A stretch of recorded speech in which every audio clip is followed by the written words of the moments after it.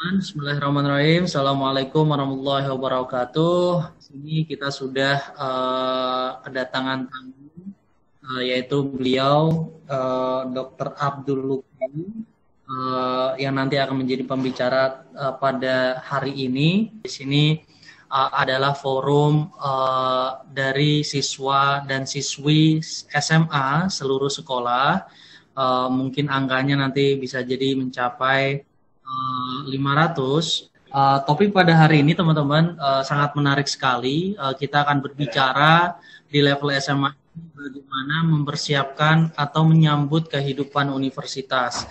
Tentunya dengan segala pengalaman dari pembicara kita, Bapak Abdul Luki, beliau akan men-share pengalaman mengarungi dunia universitas. Karena ini sekali teman-teman, Bapak Abdul Luki ini kalau teman-teman baca dari sejarah pendidikannya, Bapak Luki ini menyelesaikan S1-nya di jurusan Teknik Mesin ITB, terus kemudian beliau melanjutkan S2-nya di bidang ilmu hukum, yang dimana mungkin agak bertolak belakang karena background pendidikan dari teknik mesin, kemudian loncat ke terus kemudian beliau melanjutkan S3-nya di ilmu ekonomi, di mana ini sangat berbeda lagi dari S1 dan S2-nya. Oleh karena itu, mari teman-teman kita bisa ambil segala pengalaman dari beliau, faedah atau manfaat dari pengalaman yang sudah dimiliki oleh beliau untuk kita sendiri dari level kelas 10, kelas 11, dan 12 bisa melanjutkan jenjang universitas dengan baik dalam mempersiapkannya. Langsung saja begitu teman-teman, mari kita sambut beliau, Bapak Dr. Luki. Waktu dan tempat dipersilakan. Ya, terima kasih banyak Pak Hussein. Kepada teman-teman guru-guruku semua, Assalamualaikum warahmatullahi wabarakatuh. Perkenalkan, nama saya Luki. Saya kalau di forum ini saya selalu ternyuh saya, karena saya merasa seperti kalian gitu, karena dulu saya juga salah satu siswa di kebetulan waktu itu saya di Semesta, ya kondisinya hampir sama lah dengan teman-teman di sekolah lain, sampai sekarang juga hampir sama. Jadi saya selalu grogi gitu kalau diundang ke sekolah-sekolah sekolah-sekolah kita gitu ya. Ya, terima kasih kesempatannya yang luar biasa. Saya diberikan kesempatan untuk menyapa teman-teman semua yang masih sekolah, juga kepada Bapak dan Ibu guru saya ucapkan selamat Hari Guru. Terima kasih sudah memilih pekerjaan sebagai guru. Saya sendiri guru tapi setengah. Kadang saya ngajar di universitas tapi tidak full day. Saya sambil bisnis. Jadi kegiatan saya campuran gitu ya. Jadi saya diberi kesempatan untuk menyampaikan materi ini, yaitu menyambut kehidupan universitas. Nah, menyambut kehidupan universitas ini sesuatu yang sangat excited ya. Kalau dulu saya di Semesta kebetulan masuk salah satu tim olimpiade, tapi zaman dulu olimpiadenya belum seserius sekarang mungkin ya. Kami sangat jarang menang. Saya dulu masuk matematika gitu, matematika dan fisika, karena dulu saya angkatan pertama Semesta, masuk 2003, siswanya masih sedikit, jadi kita bisa double-double gitu. Nah, kelas 1, kelas 2 saya lebih banyak persiapan olimpiade, jadi kita bisa dapat izin nggak masuk kelas gitu. Nah, itu yang jadi masalah ketika saya mau naik kelas 3. Saya disadarkan oleh orang tua bahwa bentar lagi mau masuk universitas, jadi perlu persiapan. Padahal saya pelajaran kelas 1, 2, 3 itu nggak gitu nggak gitu ngerti gitu. Saya cuma ngerti matematika aja, karena itu lombanya di situ, saya bisa jalan-jalan lewat jalur itu gitu. Nah, di kelas 3 ini saya kerja keras lumayan luar biasa untuk bisa masuk universitas.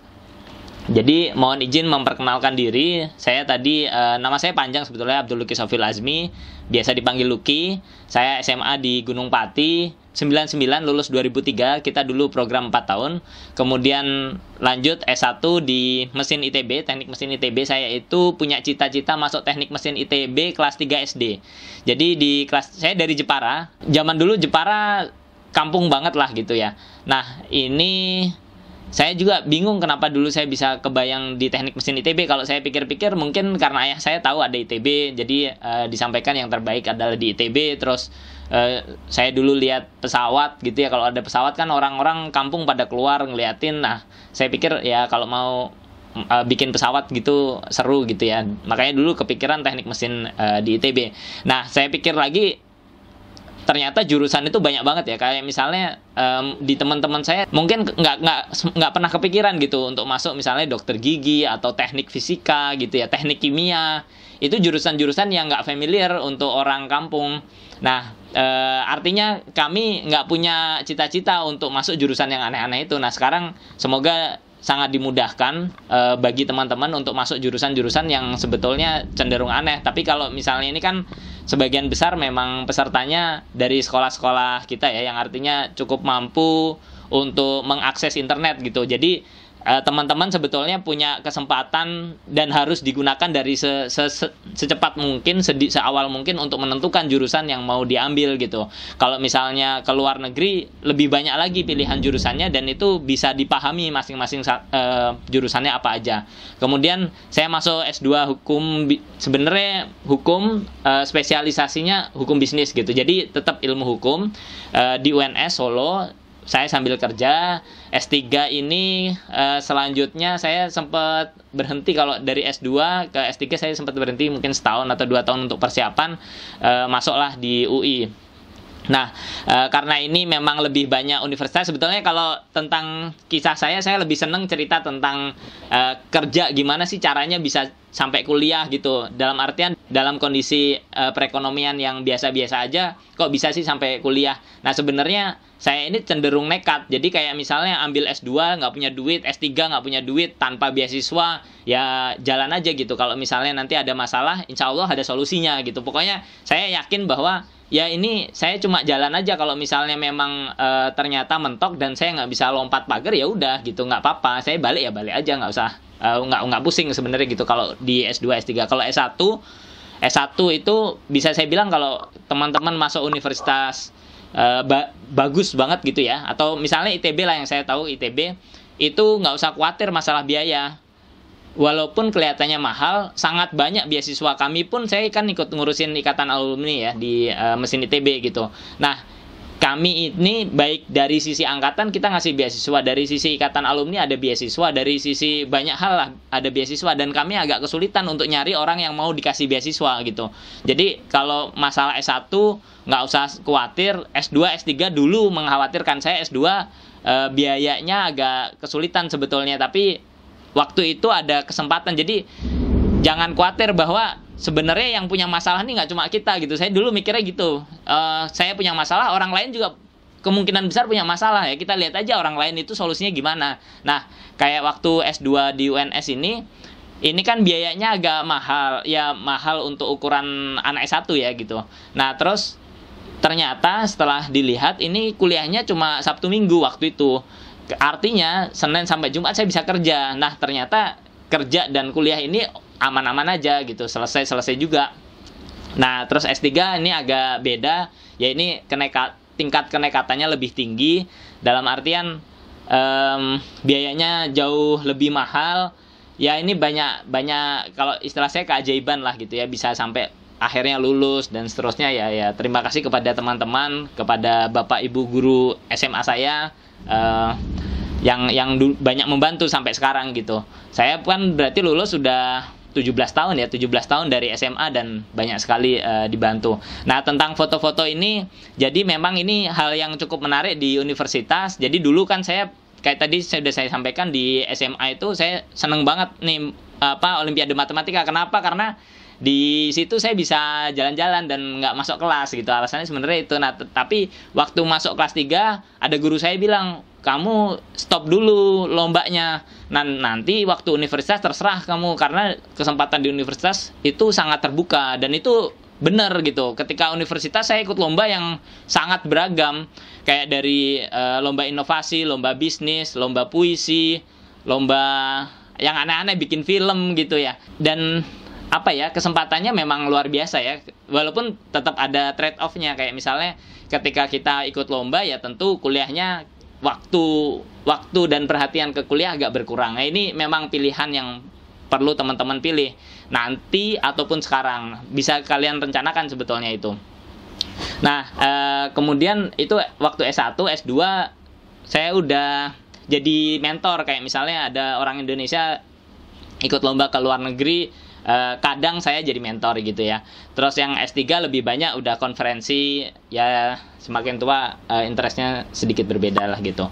Nah, masuk ke kegiatan harian kuliah. Jadi di kuliah itu biasa disebut SKS ya. Jadi intinya adalah bahwa memang hitungannya gitu, kalau kita jadi dosen atau dari universitas, kita berpikir bahwa kita di kelas itu hanya sepertiga dari kegiatan utama. Jadi ada di kelas, ada yang kegiatan di lapangan atau di lab gitu ya, tergantung mata kuliahnya. Intinya adalah di kelas dan di lab, dan satu lagi kegiatan mandiri. Nah, memang 3 hal ini perlu diakomodir gitu sama teman-teman. Jangan sampai berpikir bahwa ya udah di kelas saja, di kelas pulang nggak ada PR, nggak ada tugas, terus nggak perlu belajar gitu. Ini sesuatu yang kurang tepat gitu, karena memang didesain untuk dibagi 3 itu. Kira-kira slide ini bercerita tentang itu. Nah, kemudian yang utama juga perlu dipahami, ya saya yakin kalau bagian ini sebenarnya teman-teman juga sudah banyak yang paham ya. Ini mau menunjukkan tempat kerja gitu ya. Jadi ada pekerja, kalau di pabrik itu lebih spesifik, kayaknya misalnya operator gitu ya. Terus saya dulu kan sempat kerja nih waktu saya kuliah di S2 itu saya kerja di pabrik di Samsung. Nah, di situ kelihatan banget ada namanya operator, itu lulusan SMA. Terus nanti kalau dia lulusan D3 gitu ya, kebanyakan kan D3, ada juga yang D1, tapi D1 dan D3 ini hampir sama, dia posisinya di junior engineer gitu. Nah, kemudian nanti naik lagi di S1, kebanyakan kalau saya dulu kan S1 itu statusnya sebagai engineer. Nah, nanti ada S2 dan S3 itu sedikit berbeda. Kalau S3 di perusahaan agak jarang sebenarnya dibutuhkan, artinya skillnya jarang dibutuhkan. Nah, kalau S2 ini masuknya langsung senior engineer. Artinya apa? Artinya sebetulnya di kegiatan yang harusnya dilakukan, tapi ini saya ngomong idealnya ya. Kayak misalnya operator itu cenderung nggak mikir. Jadi artinya dia diminta untuk melakukan kegiatan tertentu secara terus-menerus, ya udah itu yang dilakukan gitu. Kayak misalnya masang skru di bagian 1, 2, 3, 4, 5, 6 misalnya gitu ya. Ya itu aja dia yang dilakukan. Dia nggak perlu mikir kalau misalnya ada masalah ya tinggal disingkirin. Nanti ketika ada masalah yang megang bisa jadi teknisi, bisa jadi junior engineer gitu. Nah, kalau teknisi ya operator yang lebih canggih, gampangnya gitulah ya. Kalau yang engineer dia diminta untuk bisa melakukan pengolahan, dia harus mikir lah gitu intinya. Dia harus mikir. Nah, senior ya intinya dia mikir tapi lebih canggih lah gitu. Nah, sekarang kita ngomong kalau doktor gitu ya. Doktor ini memang di beberapa negara cukup strict. Di Indonesia ya kadang ya kayak sekarang agak berusaha lah untuk strict. Jadi artinya begini. Jadi dokter itu sebetulnya disiapkan untuk program menjadi akademisi ataupun peneliti. Jadi pilihannya cuma 2, akademisi atau peneliti. Jadi kalau misalnya sekarang teman-teman atau nanti lah ya, karena sekarang kebanyakan masih SMA, nanti kalau mau beasiswa doktor selalu ditanya 2 hal itu, pilihannya cuma 2. Pokoknya jadi akademisi artinya dia dosen, atau jadi peneliti gitu. Kalau pilihan lain seringkali nggak disarankan atau nggak, agak susah lah gitu ya. Termasuk saya dulu waktu S3 saya kebetulan di tengah-tengah perjalanan waktu itu masih kemungkinan ya memungkinkan gitu, di tengah-tengah ada program baru dari pemerintah namanya LPDP. Nah, LPDP Lembaga Pengelola Dana Pendidikan. Nah, dia ini memberikan kesempatan. Nah, itu dia selalu lihat itu juga. Jadi track record yang dilihat dari saya bukan tentang kerjaan saya, tapi tentang apakah saya ngajar di mana gitu atau jadi peneliti di mana, kira-kira gitu. Nah, walaupun bukan berarti bahwa kalau kalian bukan mau jadi peneliti dan bukan jadi dosen, saya nggak sarankan S3, nggak juga. Saya tetap menyarankan S3, karena yaitu termasuk perjalanan yang menyenangkan gitu dari kisah hidup saya ketika S3 gitu. Jadi tetap saya menyarankan semua orang ambil S3.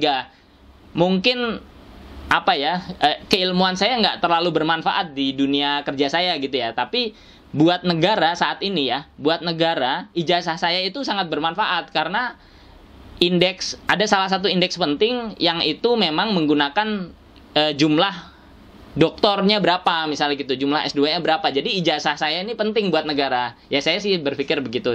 Selain memang ketika kita udah masuk doktor, kita bisa lebih melihat dunia lebih luas gitu ya, lebih umum, karena kita lebih banyak melihat teoritis kenapa sih orang ini melakukan itu, kenapa ada aturan begini dan begitu dan kira-kira gitu ya. Nah, selanjutnya ini pembagian sederhana untuk S1, S2, S3. Jadi misalnya gini ya, ini yang paling sederhana kayak misalnya S1 itu sebetulnya yang lebih dipentingkan dia mampu nulis gitu ya kalau misalnya bikin skripsi. Nah, kalau S3 bukan berarti harus menemukan ilmu baru, disebutnya buat notes ya. Jadi kayak jendolan kecil di dalam keilmuan gitu. Nah, sehingga kalau ini saya lompat dari S1 ke S3 ya. Nah, kalau S3 jadi kita perlu tahu secara keseluruhan keilmuan yang kita pelajari itu kayak apa. Nah, kita bikin jendolan kecil di situ, kira-kira gitu. Kalau S1 lebih ke implementasi, bagaimana caranya kalau ada masalah, solusi yang dipakai nih yang mana sih gitu. Kira-kira gitu. Karena kalau S2 ini ya tengah-tengah lah. Sebenarnya program S2 itu memang dirancang tidak begitu sulit dan cukup cepat. Nah, idealnya sebetulnya S2 ini dipakai untuk pengembangan karir gitu. Idealnya begitu, tapi kita kan negara masih berkembang ya. Artinya ya S2 ya intinya melanjutkan S1 lah. Intinya gitu kira-kira yang dilakukan. Nah, kemudian jangan lupa juga ada D1, D2, D3, D4. Ini kita nggak boleh melihat bahwa mereka lebih rendah dari S1 gitu. Ini pemahaman yang sangat salah, walaupun kadang memang kita harus akui di masyarakat seringkali kita mendapatkan informasi seperti itu. Jadi kenapa ada D1, D2, D3, D4? Bedanya apa sih? D1 ya itu biasanya 1 tahun gitu lah ya. Program diploma 1 tahun, 2, 2, 3, 3, 4, 4 gitu. Jadi D4 ini bisa dibilang setara dengan S1. Tapi kenapa ada D4, ada S1 kan gitu. Nah, ini hampir sama seperti ada SMA, ada SMK, ada kejuruan. Jadi kalau kejuruan itu memang disiapkan untuk langsung praktek, atau artinya untuk langsung terjun ke lapangan, lebih ke teknisi lah gitu ya. Tadi kan ada istilah teknisi. Nah, lebih ke arah gitu. Jadi konsep berpikirnya memang berbeda. Kalau misalnya saya S1 teknik mesin di ITB gitu ya. Di teknik mesin itu saya nggak banyak belajar tentang gimana benerin motor, enggak gitu. Saya lebih banyak belajar gimana konsep motor bakar. Motor bakar itu artinya saya belajar tentang siklus misalnya gitu ya. Jadi kayak apa ya? Kayak misalnya tentang motor gitu ya. Terus siklus itu artinya siklus pembakaran. Misalnya dia ngambil udara, tapi bukan secara fisik artian kita ngelihat, enggak, tapi secara kayak di fisika gitu ya kali ya, sama matematika lah gitu kan. Jadi kurva-kurva gitu. Nah, terus roda gigi bukan mana roda gigi ini, tapi ngitung involutnya. Jadi ngitung berapa banyak roda gigi, terus nanti gimana caranya biar lebih lebih hening suaranya. Tapi dari hitungan matematis sebetulnya lebih banyak kayak gitu. Nah, tapi kalau misalnya di D1, D2, D3, D4 ini lebih banyak prakteknya. Jadi kalau ada kendala di lapangan, apa solusi yang bisa dilakukan gitu. Bedanya D1, D2, D3, D4 ya intinya adalah perbedaan semakin dalam lah gitu, semakin dalam yang dipelajari. Jadi D4 ini setara dengan S1 gitu ya. Oke, saya lanjut. Nah, ini contoh paling gampang untuk ngelihat bedanya S1, S2, S3. Jadi ini adalah salah satu bentuk dari proses berpikir kalau misalnya skripsi atau tesis atau disertasi. Nah, kalau bahasa Inggrisnya sebenarnya semuanya tesis ya. Jadi kalau bahasa Indonesia kan skripsi atau tugas akhir. Jadi ada ya tergantung kampusnya, ada yang dia nyebutnya skripsi, ada yang nyebutnya tugas akhir. Nah, kemudian kalau S2 ya tesis, kalau S3 kita sebut sebagai disertasi. Nah, yang paling beda yang paling ujung sini gitu. Yang paling ujung sini adalah bahwa kalau S1 ya memang melihat fenomena di lapangan kayak apa, terus solusinya apa, atau usulan kita apa gitu cara beresinnya. Nah, kalau yang S2 memang terkait dengan research gap. Yang kalau research gap saya jelasinnya teori gap dulu. Jadi kalau teori gap itu, teori itu artinya sesuatu yang bisa diterapkan di banyak hal. Gampangnya gitulah. Jadi kayak misalnya teori sesuatu gitu ya. Ya kalau kita ngomong teori kalau udah S3 gini sebenarnya bukan nggak seperti kayak kayak teori Newton yang betul-betul kuat gitu ya. Kalau teori Newton kan dia udah bertahun-tahun dan udah banyak yang pengujiannya yang ngetes itu. Tapi sebetulnya kadang hal-hal yang sederhana juga kita sebut sebagai teori gitu. Jadi sebetulnya nggak usah khawatir untuk mengambil dari sisi teori gap. Nah, kalau research gap artinya misalnya sudah ada sesuatu tapi pelaksanaannya ada yang di Indonesia, ada yang di Australia misalnya gitu. Nah, beda pelaksanaan juga itu bisa dianggap sebagai research gap. Atau research gap lain contohnya adalah cara melihat gitu. Ada sesuatu nih, sesuatu kita udah lihat dari sisi ini, oh ternyata bentuknya kayak gini. Nah, ada dari sisi lain bilang berbeda. Nah, terus di dalamnya kayak apa gitu. Nah, itu research gap artinya ada sesuatu yang gap lah di situ.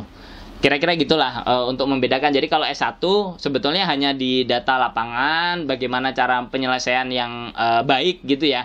Bisa jadi hasilnya salah, nggak apa-apa. Sebenarnya gitu, tapi memang banyakan teman-teman di S1 udah stres duluan, mau skripsi dan seterusnya. Sebetulnya aturan yang baku kayak gitu. Jadi nggak usah khawatir teman-teman kalau nanti kuliah melewatinya ya perlu dilewati dengan baik gitu ya. Oke, nah saya lompat dulu karena ini waktunya ternyata sudah cukup lama. Saya akan percepat, nanti kita dari tanya jawab aja ya, nanti biar lebih ini. Nah, oke. Terus ada istilah profesor, ada istilah postdoc. Postdoc ini belum begitu populer di Indonesia, tapi beberapa kampus di Indonesia sekarang udah mulai mendorong ada program postdoc. Jadi saya mulai dari postdoc dulu. Postdoc ini postdoctoral. Jadi kalau saya DR, D-nya besar itu kan doktor ya. Kalau D-nya kecil itu dokter. Walaupun kadang kalau di Indonesia suka salah ketik juga. Dokter ya D-nya gede juga ya.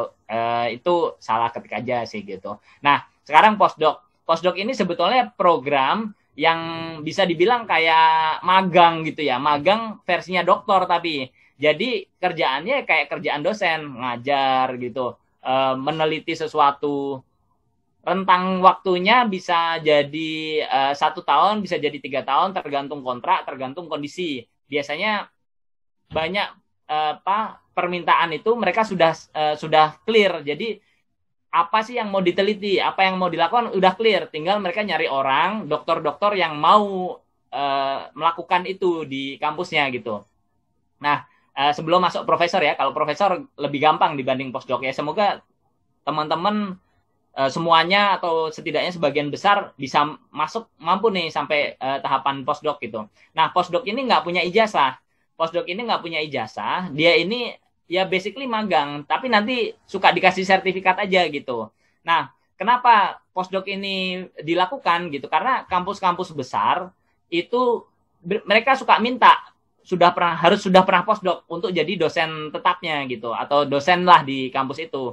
Tapi kampus besar ini kayak misalnya ya yang deket sini apa sih, NTU misalnya ya, NUS gitu. Nah, mereka biasanya minta, kalau enggak statusnya asisten gitu. Jadi postdoc ini kegiatan hampir sama kayak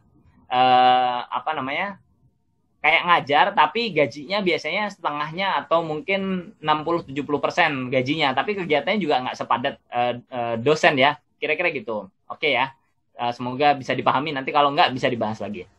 Nah, sekarang profesor. Profesor ini memang sesuatu yang agak tricky ya. Kalau misalnya di Amerika gitu ya, semuanya yang ngajar disebut profesor gitu ya. Makanya kita fokus deh kalau bahas profesor, kita bahas di Indonesia aja. Kalau di Indonesia ini statusnya jabatan fungsional. Jadi artinya, jadi bukan gelar akademis. Gelar akademis itu kayak misalnya ST gitu ya. Itu gelar akademis lah, kira-kira gitu. Nah, ini intinya gini, kalau di kita jadi apa ya? Jadi ada dua, ada profesor peneliti, ada profesor pendidikan gitu ya, universitas lah. Yang biasa kita sebut profesor ya, biasanya sih yang kita tahu apa namanya? Yang di kampus gitu. Tapi di peneliti juga ada sebenarnya. Nah, jadi kan kita masuk ngajar gitu ya. Ngajar itu kan kalau di ini punya apa sih namanya? Kayak 4A, 3A, 3B, C, D gitu. A, B, C, D, E gitu ya. Terus nanti naik jadi 4A, B, C, D, E gitu. Nah, bisa dibilang kalau 4E-nya itulah ini profesor gitu. Jadi cara dapatnya itu ya dari nilai-nilai yang dikumpulkan. Misalnya kita sebagai dosen ya, kita melakukan pengajar, kita melakukan penelitian, nanti ada jurnal, ada paper gitu ya. Nah, ini nantilah itu ada nilainya masing-masing, nilainya dikumpulin. Walaupun memang kalau udah naik ke profesor, memang lebih kompleks dibanding hanya naik satu tingkat misalnya dari 4A ke 4B gitu, jauh lebih sederhana dibanding nanti ketika naik profesor tentu. Jadi kayak ada syarat-syarat tertentu, kayak misalnya sebelum 2007 itu S1, S2 bisa dapat profesor atau guru besar, istilahnya sama lah ya, guru besar sama profesor gitu. Tapi sekarang harus doktor, jadi ada syarat-syarat tertentu gitu. Nah, sekarang saya mohon izin diperpanjang 5 menit saya ngomong. Jadi terus setelah tadi kita udah belajar secara umum tentang hal-hal yang banyak dibicarakan di universitas gitu ya. Karena istilah-istilah itu penting. Saya itu S1 teknik mesin, S2 hukum, S3 ekonomi. Yang paling bermasalah buat saya adalah istilahnya. Jadi di hukum itu mereka punya istilah sendiri gitu. Di ekonomi punya istilah sendiri. Yang istilah ini agak sulit kalau kita ini gitu, apa namanya, nggak paham. Jadi memang di awal-awal kita perlu paham dulu istilah-istilahnya. Nah, sekarang kita bahas ke jurusan. Nah, ada masalah besar dan banyak saya temui, dan kadang juga beberapa orang minta pendapat lah gitu ya ke saya dan keluarga, dan karena kami punya apa namanya punya biro psikologi. Jadi mereka merasa salah jurusan, akhirnya DO. Jadi menDO-kan diri dengan alasan salah jurusan gitu. Jadi singkat cerita, saya mau sampaikan bahwa sebaiknya kalian tentukan dulu jurusannya apa gitu. Nah, nanti setelah itu baru kampusnya. Jadi paling gampang nih ya, kalau mau jadi dokter, ya tetap jurusannya kedokteran, walaupun kampusnya kampus swasta misalnya atau dimanapun gitu. Kalau kalian mau masuk dokter tapi jurusannya hukum, ya tentu nggak akan jadi dokter. Jadi artinya ya kalian tentukan dulu sebenarnya jurusannya yang mau di apa gitu. Nah, ini kalau yang kelas 10 masih punya waktu, kelas 11 punya waktu, kelas 12 ya harus sudah gitu, harus sudah. Nah, itu nanti yang bikin kalian semangat juga kalau misalnya saya mau masuk teknik mesin gitu ya. Kenapa bukan teknik penerbangan? Nah, ini pertanyaan panjang, nanti saya bisa jawab tapi pasti panjang jawabnya. Terus setelah itu kan teknik mesin ya paling utama di ITB, pilihan pertama teknik mesin ITB, pilihan kedua teknik mesin UGM misalnya gitu ya. Ya udah, nanti baru kita cek apa passing grade-nya nyampe enggak gitu. Nah, saya persiapan untuk ngejar passing grade itu kalau dulu memungkinkan ya, saya nggak tahu sekarang apakah memungkinkan. Kita dulu punya ruangan khusus untuk belajar. Nah, saya tiap malam tidurnya di ruang belajar itu di asrama. Kalau di kasur ya itu cuma bentar, paling sehari saya kasih budget 15 menit gitu ya, 15 menit untuk tidur di kasur setelah pulang sekolah, terus tidur di kasur, nanti setelah itu berkegiatan apapun saya ke ruang belajar ini untuk ngejar saya, nge-trigger saya. Nggak usah peduli, saya nggak gitu peduli teman-teman saya ngejek saya, tapi lama-lama ngejek itu paling bertahan sebulan gitu, maksimal 2 bulan kalau kasus di saya ya. Setelah itu udah mereka ikut juga tidur di situ gitu, karena mereka juga tahu belum tentu juga mereka bisa masuk gitu ya.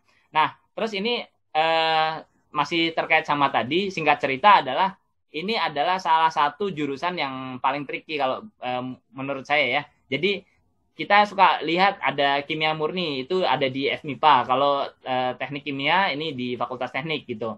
Nah, ini bedanya jauh loh. Bedanya jauh. Kalau lulus kerjanya bedanya jauh banget. Nah, ini perlu dipahami. Kalian maunya yang mana gitu. Singkatnya gitulah. Saya mungkin nggak bisa menjelaskan satu persatu jurusan yang ada di dunia. Tapi sekarang kan teman-teman punya akses ya untuk bisa mencari itu sendiri. Jadi ini kesempatan bagus sih sebetulnya. Nah, terus sama Saintek sama Soshum ya. Kalau zaman dulu saya IPA IPS gitu ya. Terus ada IPC. IPC ini kan sebenarnya intinya campuran lah. Intinya ya tetap antara Saintek dan Soshum gitu. Nah, perlu diketahui juga bahwa ada beberapa jurusan yang ada di Saintek dan ada di Soshum. Misalnya psikologi gitu ya. Jadi di psikologi itu beberapa kampus dia menerima, jadi ujiannya itu Saintek. Kayak misalnya yang saya tahu Unpad gitu ya. Jadi dia itu bukan anak IPS yang masuk, bukan lewat ujian Soshum, tapi ujiannya Saintek. Nah, ini perlu dipahami karena nanti kan ngaruh nih ke strategi kalian gitu, strategi untuk mana yang dipelajari kan gitu ya.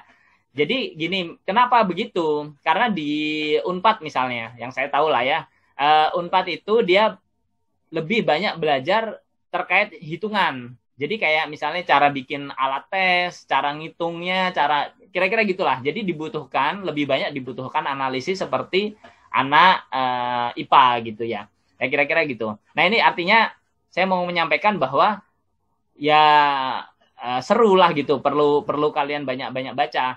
Nah, ini saya dapat di net. Yang bikin kalau nggak salah Kompas nih. Jadi dia ngelis nih berapa banyak nih, karena kita kadang suka ngeliat gitu berapa sih yang daftar. Wah, kalau yang daftar banyak kesempatannya kecil. Nggak usah takut, emang kita kenal kan, kita nggak kenal siapa yang ujian, siapa yang daftar itu semua nggak kenal. Termasuk kalau saya dulu kan jarang ya yang masuk ITB, itu zaman dulu jarang gitu.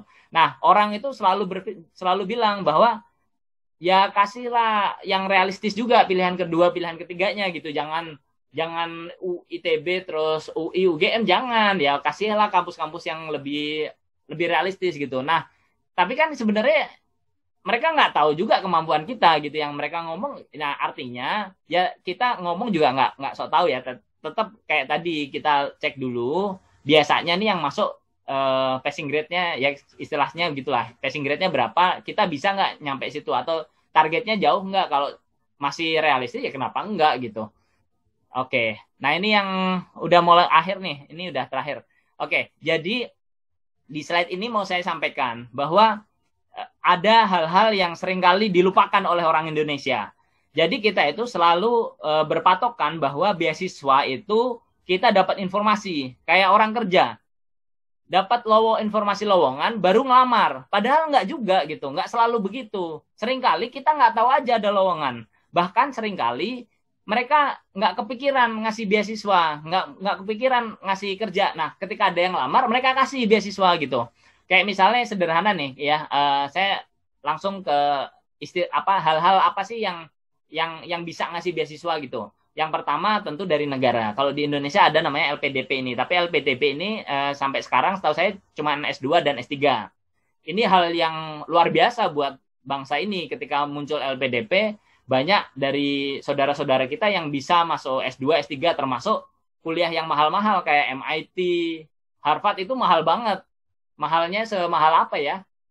Ya tergantung kayak S1, S2, apa S3 gitu. Tapi saya itu waktu SMA, saya ngelamar daftar juga ke MIT, tapi mereka bilang kesempatan beasiswanya itu hanya 75%. Saat itu 25% ya saya harus bayar sekitar 75 juta per semester. Ya mahal banget kan, artinya kalau full ya mungkin berapa tuh? Ya kira-kira gitulah. Mahal banget lah buat saya. Nah, apalagi S2, S3. Nah, kesempatan beasiswa ini memungkinkan untuk teman-teman bisa kuliah di kampus-kampus bagus, yang artinya mahal juga gitu kalau di luar negeri. Nah, itu yang pertama. Dari negara, masing-masing negara seringkali punya. Kadang ada program dari negara A ke negara B, kayak misalnya yang sering ngasih Jepang gitu ya. Jepang seringkali ada program untuk mengkuliahkan orang Indonesia di Singapura gitu. Ini ada juga yang kayak gitu. Nah, selain itu dari universitas. Jadi banyak orang asing kuliah di tempat lain itu mereka dapat informasinya hanya dari universitas. Jadi mereka buka websitenya universitas, terus di searching atau diminta. Bahkan minta itu bisa, kita email bagian international office-nya untuk mendapatkan informasi itu gitu. Ada juga dari kantor gubernur, kantor wali kota setempat.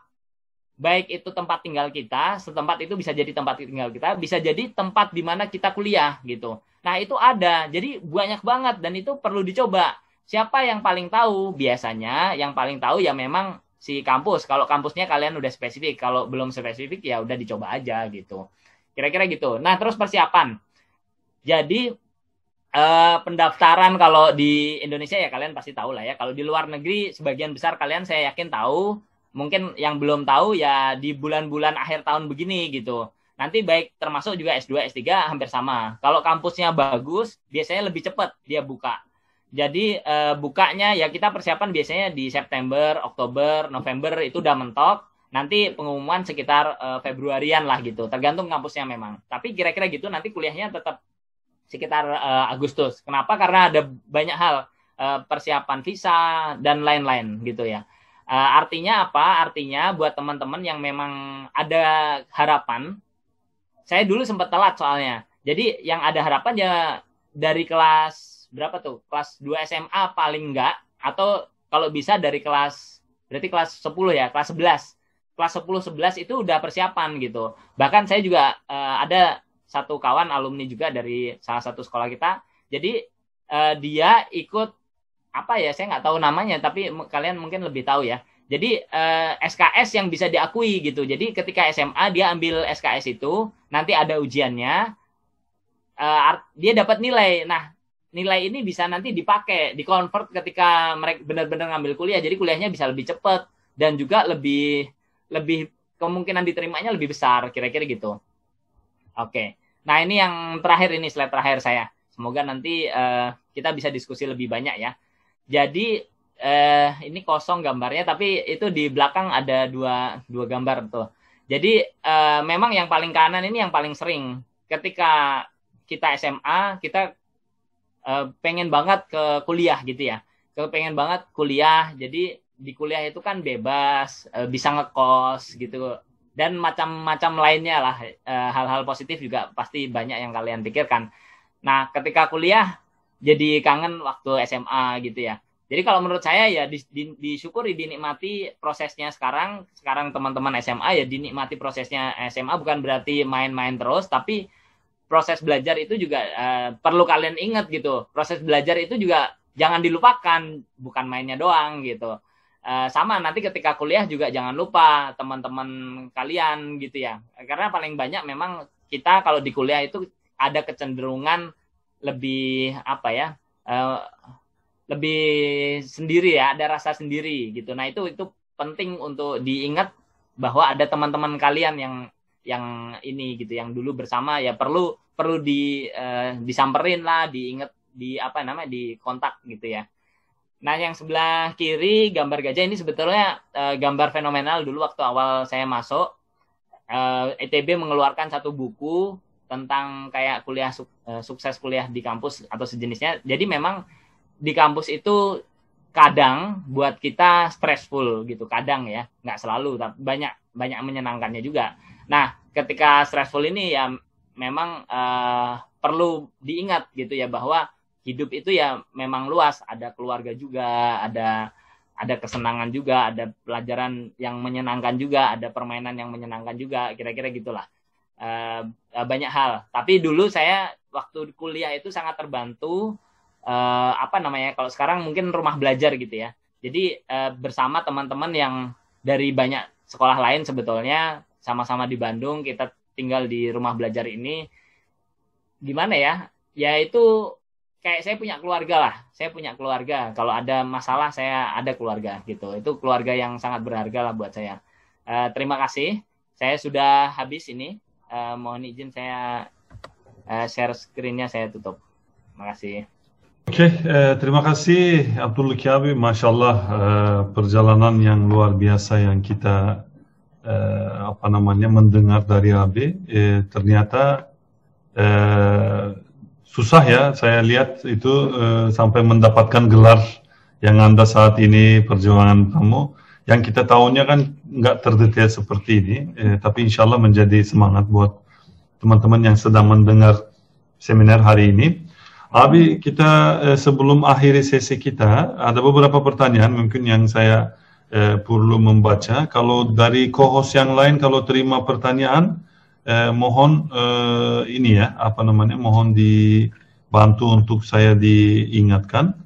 Pokoknya yang saya terima yang pertama dari Jogja, Kesatuan Bangsa, bagaimana caranya bisa kuliah dengan jurusan yang berbeda-beda. Ini pertama, Abid, mungkin langsung Ya, dijawab dulu. ini aja Bi, langsung semuanya aja disampaikan. Nanti saya jawab sekaligus gitu. Saya ketik juga di sini. Oh gitu. Ini ada yang lain masih ada tambah lagi ini. Ini apa namanya? Saya mau ingatkan ini saya barusan sudah share certification quiz teman-teman yang seperti biasa kalian sudah terbiasa dari awal semester. Tolong kerjakan kuisnya yang mengenai tentang seminar hari ini dan insya Allah sesuai dengan nilai Anda akan dikirimkan sertifikatnya ke email kalian langsung.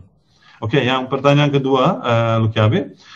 Mau nanya dari S1 sampai S3 gimana cara ngebagi waktu buat kuliah, kerja, dan istirahat. Dalam satu hari berapa banyak waktu yang dipakai buat belajar, terutama di S1. Pertanyaan yang lain, apa pas kuliah kakak dapat beasiswa? Kalau iya boleh ngejelasin gimana cara kakak bisa ngedapatin beasiswanya dan informasi beasiswanya. Ini yang kedua.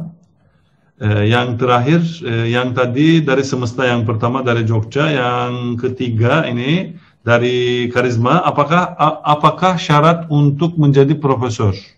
Apa syarat untuk menjadi profesor? Ya. Oke, terima kasih banyak. Di tempat saya ada satu lagi, pendidikan dokter dengan kedokteran sama atau tidak, gitu ya. Oke. Oke ya, saya mulai ya. Terima kasih atas kesempatannya. Jadi pertanyaannya ada beberapa. Yang pertama, jurusan beda-beda kuliah itu bisa atau enggak gitu ya, atau gimana caranya, gimana ceritanya gitu ya. Yang kedua, bagi waktu kuliah dan istirahat terutama ketika S1. Yang ketiga, beasiswa saya dapat atau enggak, caranya gimana. Yang ketiga, syarat untuk jadi profesor. Nah, saya jawab dari yang profesor dulu ya. Jadi syaratnya itu agak kompleks sebetulnya. Saya mungkin nggak bisa jelasin secara detail, tapi intinya adalah bahwa memang profesor itu bisa dibilang jenjang karir. Artinya ya nanti kalian kalau memang memilih jadi dosen atau jadi peneliti, ya nanti kayak tadi ada, saya istilahnya lupa, tapi ada pangkatnya gitulah ya, 4A, biasanya dihitung gitu, 4A, B, C, D, E gitu. Nah, artinya naik pangkat itu banyak syaratnya, kayak misalnya sekian banyak pengabdian masyarakat yang harus dilakukan, sekian banyak kuliah sudah berapa lama, terus dan seterusnya. Tapi intinya kita sebut sebagai poin gitu. Kayak misalnya saya yang beda-beda jurusan. Nah ini nyambung ke nomor 1 kan, saya beda-beda jurusan. Nah orang bilang saya nggak bisa jadi profesor. Tapi menurut pemahaman saya terhadap aturan yang ada, saya bisa. Bedanya apa? Saya kan disebut nggak linear ya. Beda jurusan itu disebutnya biasanya nggak linear. Nah, bedanya apa? Kalau yang teman-teman yang linear, ya nilai kuliah, nilai ijazahnya itu dinilai lebih tinggi dibanding nilai ijazah saya gitu. Jadi poin ijazah. Jadi nanti kan dikumpul-kumpulkan, kalau udah nyampe sekian poin dipromosikan gitu ya. Naik kira-kira gitu. Artinya apa ya? Artinya begitulah. Kalau detailnya mungkin kalian bisa searching lagi nanti untuk jadi profesor dan beda jurusan. Artinya saya secara pribadi, menurut saya sih saya tetap bisa jadi profesor, tapi saya perlu penuhi dari hal-hal lain. Kayak tadi kan saya sempat singgung sekilas ya, ada namanya jurnal, ada paper gitu, ada artikel gitu. Apa sih bedanya? Gampangnya gini, kalau artikel itu umum, kalau paper itu ya tulisannya itu disebut paper, kalau jurnal itu di mana tulisan itu dikumpul-kumpulkan gitu. Kayak misalnya ada satu buku tentang tulisan tertentu, nah ini biasanya ini disebut jurnal. Kalau misalnya tulisannya itu tentang hasil penelitian gitu. Nah biasanya melalui kegiatan yang disebut dengan conference. Nah conference itu apa? Conference itu ya orang-orang yang para ilmuwan itu ngumpul untuk menyampaikan hasil penelitian mereka. Ini bayar sih. Jadi dan berbagai macam jenis juga, dalam artian ada conference yang betul-betul hebat, keren, artinya yang hadir itu yang dapat Nobel gitu ya, itu keren. Jadi keren lah gitu. Artinya untuk hadir juga kita nggak mudah. Ada juga conference yang santai, yang artinya ya yang hadir teman-teman biasa aja gitu. Oke, jadi jurusan beda-beda kuliah itu sebetulnya ada aturannya. Yang buat saya yang agak apa ya, agak unik waktu naik waktu mau S2.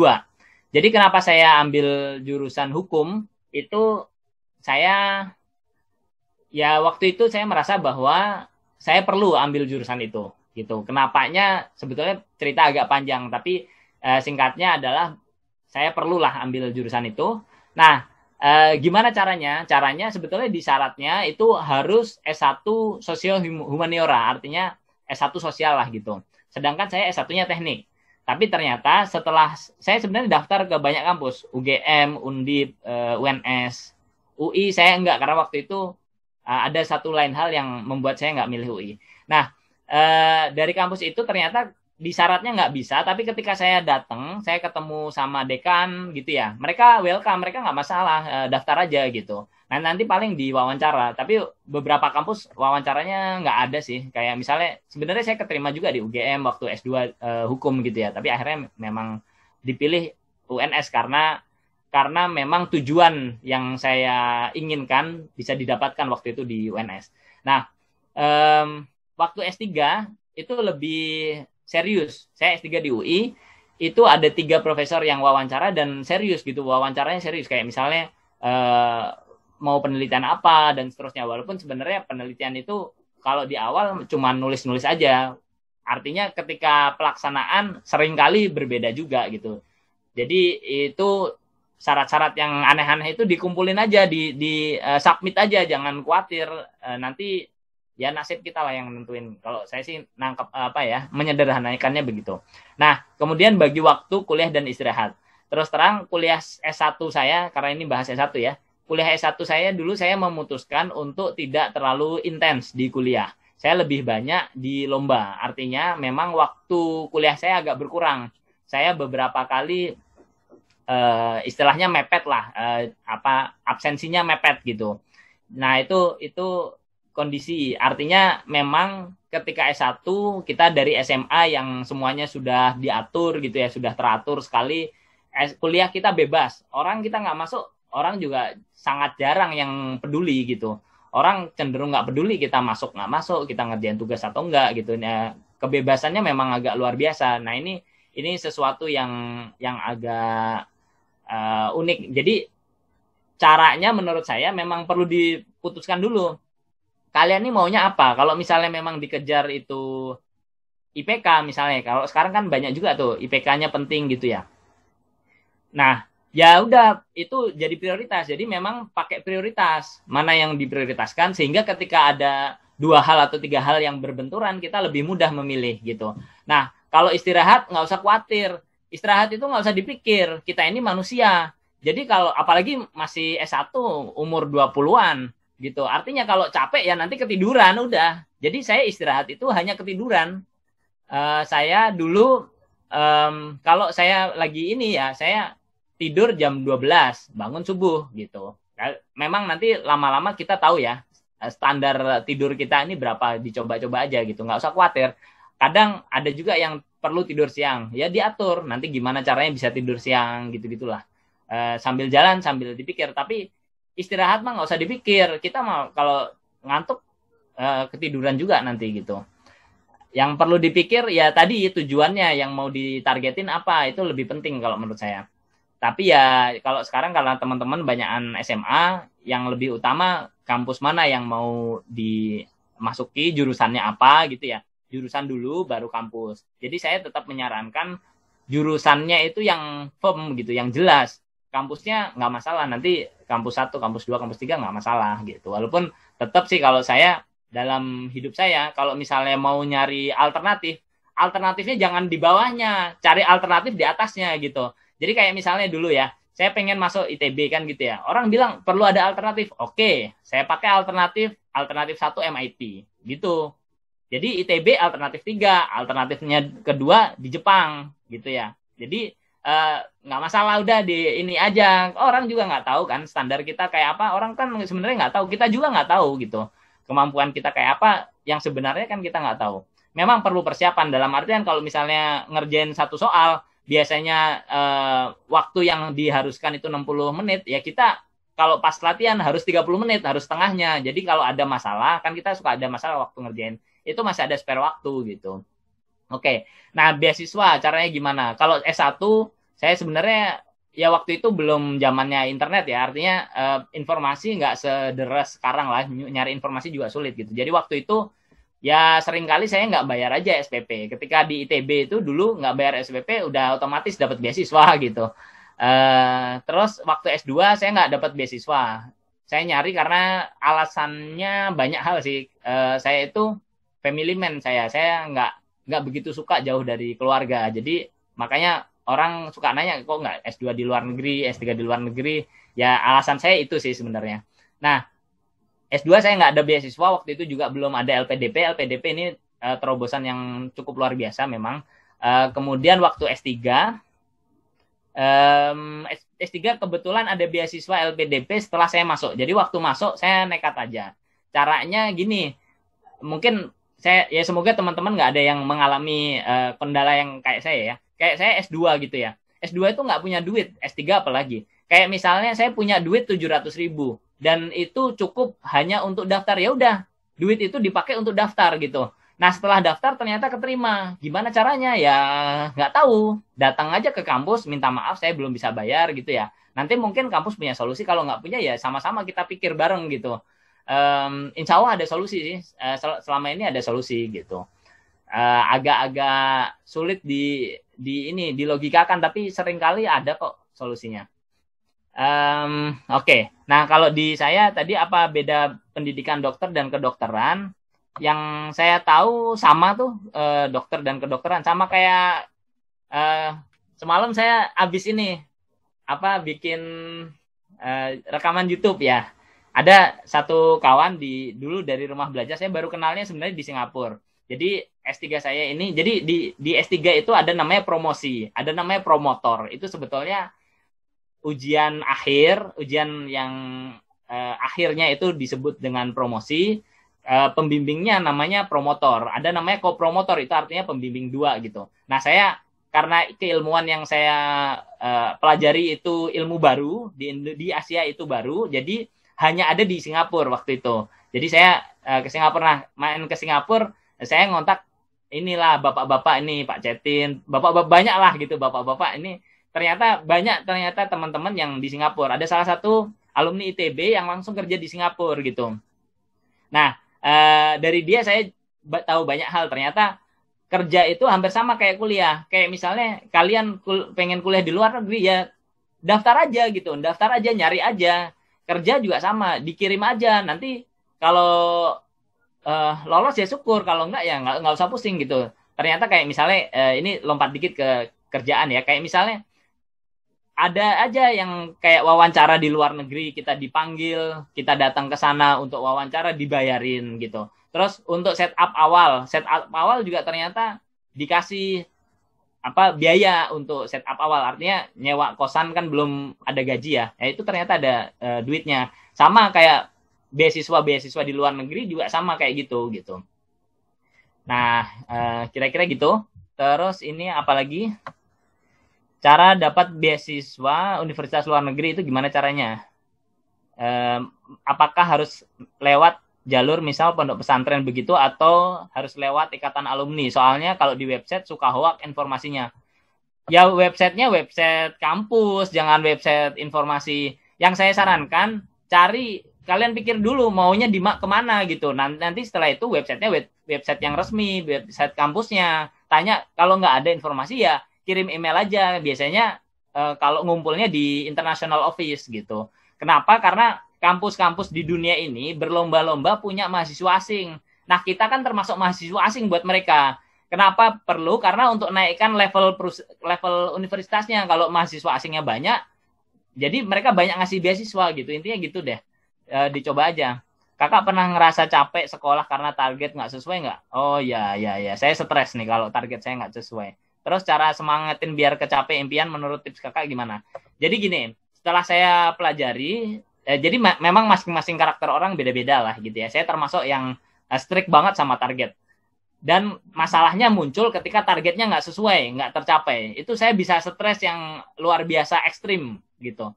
Nah, tapi seringkali nih, saya lihat ya, sebenarnya kita ini kayak memaksa, gimana ya, Jadi target contoh gampang deh. Saya pengen banget lulus kuliah 5 tahun gitu ya. Terus saya di akhir-akhir 4,5 tahun saya baru tahu, wah ternyata saya nggak bisa lulus Agustus gitu. Wah saya nggak bisa 5 tahun. Saya stres tuh lumayan signifikan tuh. Stresnya mungkin 2 bulan lah gitu. Nah tapi di bulan ketiga ketika saya udah mulai agak santai, saya baru ngeh bahwa setelah Agustus kan ada bulan Oktober apa ya, sejenis itulah kelulusan di bulan itu. Nah sebetulnya kelulusan di bulan itu masih memungkinkan dan itu kan tetap 5 tahun ngitungnya, bukan 6 tahun gitu loh. Ya itu kayak gitu sih, artinya ketika kita punya target ya kita harus memaafkan juga. 5 tahun itu kan 5,4 itu juga 5 gitu. Hal-hal yang kayak gitu sih kalau menurut saya, artinya sebetulnya hampir semua target-target kita itu tercapai, walaupun cuma kadang kita cara ngelihatnya aja. Saya gitu cara beresinnya. Jadi semangat tetap apapun kondisinya, itu semangat itu wajib gitu ya. Kalau capek ya istirahat, tapi bukan berarti nyerah kan gitu ya. Sekarang kan banyak istilah itu dan itu menurut saya benar banget. Oke, kita lanjut dikit di tempat saya. Salam Pak, apa Bapak punya tips untuk kelas 11 tentang persiapan ke kuliah, langkah awal yang harus diambil? Kelas 11 ini kan berarti kelas 2 SMA. Jadi yang wajib kalian tahu, termasuk kelas 10 sebetulnya. Mau kemana? Kuliahnya apa? Kerjanya mau apa? Gitu ya. Kuliah ini kan sebetulnya hanya jalan. Jangan lupa, kuliah ini hanya jalan. Kalau udah masuk ITB bukan berarti udah selesai ya. Zaman saya dulu ITB memang championnya gitu. Bukan selesai. Enggak, ini hanya jalan menuju ke sesuatu. Nah, sesuatunya ini kita harus tahu. Gitu ya. Kalau memang belum tahu mau apa, bisa banyak hal. Bisa kalau sekolah-sekolah di yang ada ini kan punya college counselor, itu membantu gitu. Kalau memang college counselor menyarankan nanti perlu tes ya tes. Artinya memang perlu tahu nih jurusannya apa dulu gitu. Nah, nanti setelah itu cari kampus yang kalian cocok kira-kira. Jangan bilang bahwa kampus yang rankingnya tinggi itu yang pasti cocok, enggak juga. Banyak hal yang mempengaruhi gitu. Nah ini perlu termasuk juga minta izin. Dari awal minta izin ke orang tua. Banyak orang tua yang nggak mau anaknya sekolah dekat, banyak juga orang tua yang nggak mau anaknya kuliah jauh gitu ya. Intinya gitu, itu perlu gitu.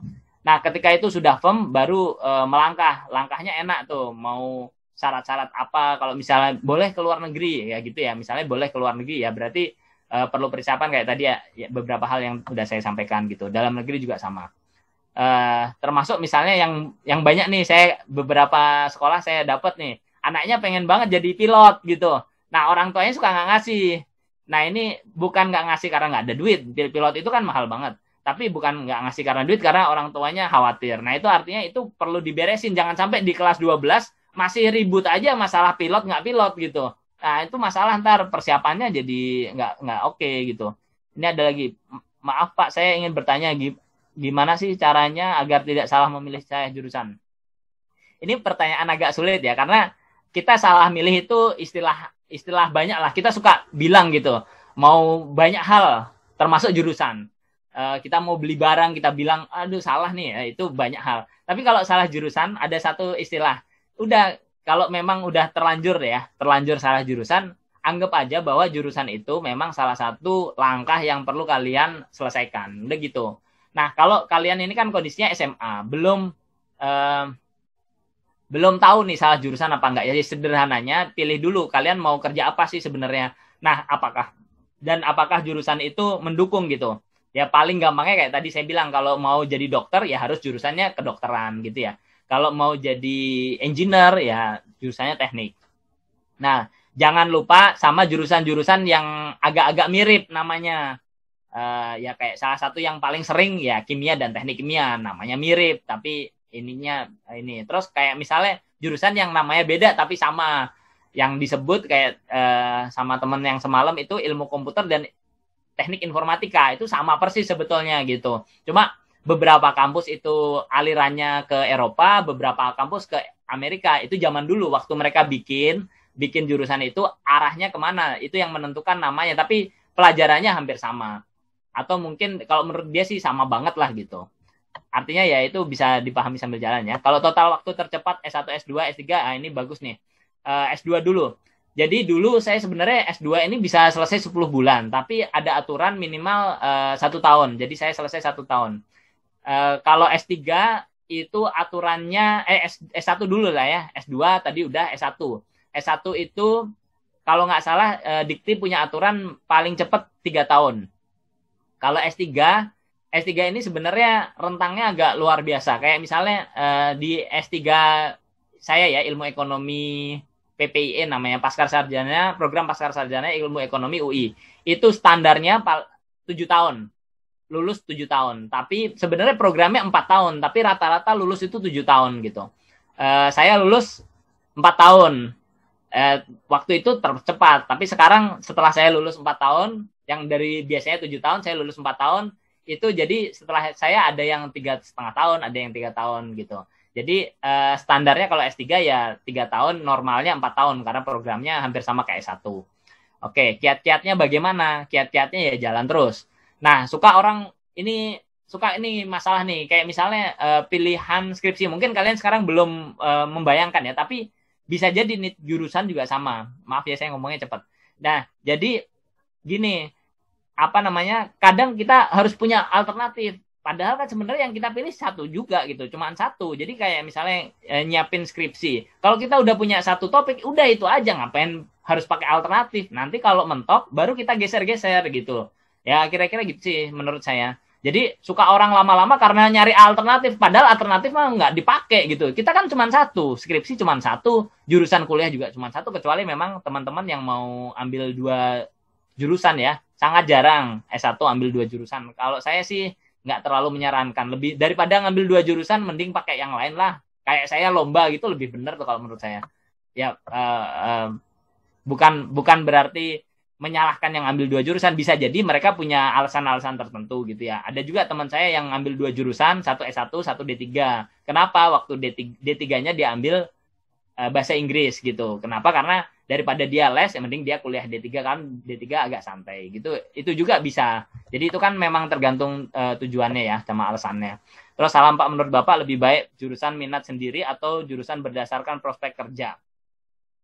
Nah, ini juga perlu dipahami, dua-duanya harus benar. Jadi prospek kerjanya oke, sorry. Prospek kerja ini dalam artian ini ya, yang kayaknya lowongannya banyak gitu ya. Kalau menurut saya sih semua pekerjaan itu berprospek. Jadi termasuk jurusan-jurusan yang kayaknya nggak punya prospek itu berprospek, asal kalian serius dan termasuk yang berusaha terbaik lah di situ. Jadi ini harus sama sih, harusnya antara prospek kerja dan minat ini jadi satu gitu. Karena semua prospek kerja itu baik, semua minat itu baik kalau menurut saya. Tinggal jalaninya benar apa enggak. Ini adalah YouTube channel yang kalian nikmati. Oh, dikasih YouTube channel. Udah selesai. Itu yang saya kasih Abi. Saya tadi berpikir Luki Abi juga berusaha melakukan banyak kegiatan dengan alumni-alumni maupun dengan teman-teman yang kita. Jadi murid-murid kita ini bisa juga insyaallah mengikuti YouTube channel Abi. Saya sekalian promosikan menjadi terima kasih. Salah satu tanda terima kasih kita terhadap Abi. Lumayan Abi, 270-an tadi orang, ya sebagian besarnya kalau sudah subscribe kan, jadi angka Abi langsung naik. Iya, makasih banyak. Sama-sama. Memang YouTube channel ini agak aneh ya, orang-orang banyak yang mencibir, tapi saya pikir ya zaman sekarang kayak dulu orang-orang bikin buku gitu ya. Kalau sekarang dulu kan kenapa bikin buku, karena bikin video sulit, karena sekarang udah bisa bikin video ya saya bikin video. Saya anggap gitu sih. Ya makasih udah dibantu sharing. Siap. Insyaallah dengan senang hati. Hüseyin abi, ini waktunya sudah kita melebihi. Terima kasih waktu Anda semua. Luki abi, sekali lagi terima kasih. Menjadi inspirasi buat kita semua. Insyaallah adik-adik ini, teman-teman ini semua akan mungkin mengikuti jejak Abi dengan cara yang Abi lakukan tadi juga dijelaskan kepada kita semua insyaallah. Wabillahi taufiq wal hidayah. Assalamualaikum warahmatullahi wabarakatuh. Ini ada satu nih pertanyaan. Nggak tahu masih ada nggak orangnya tuh. Ya Allah. Skripsi biar lebih cepat selesai gimana? Ya dicepetin aja ngerjainnya. Jangan berhenti, lanjut terus. Ntar juga cepet selesai. Jangan kendor pokoknya. Jangan kendor.